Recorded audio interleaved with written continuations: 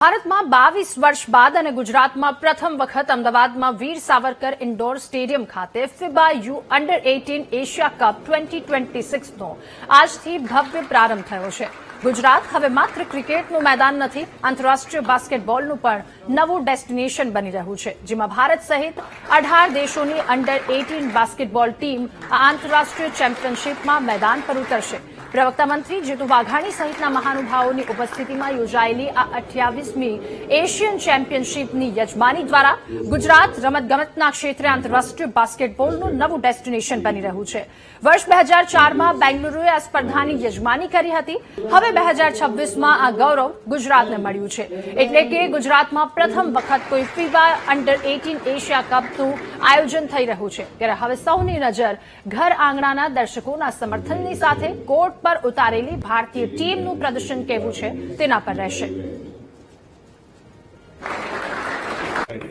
अभी गुजरात में first time Asian basketball हो रहा है, इंटरनेशनल इवेंट। वो भी गुजरात गवर्नमेंट इसको बहुत कोशिश किया है। अच्छा टूर्नामेंट है, एक अच्छा फैसिलिटीज दिया है और 18 कंट्रीज पार्टिसिपेशन है और सब ये यंगस्टर्स अंडर 18 का है। इसका एक मौका है वो वर्ल्ड बास्केटबॉल में घुसने को। गुजरात માટે ગૌરવની પળ છે કે આખી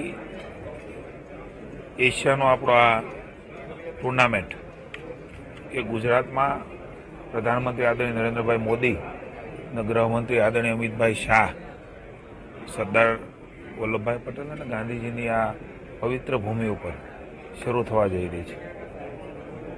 બાસ્કેટબોલ ગુજરાત પણ એક આપણું હબ છે, એમાં ખાસ કરીને ભાવનગર પણ અમારું વિશેષ બાસ્કેટબોલનું હબ રહ્યું છે।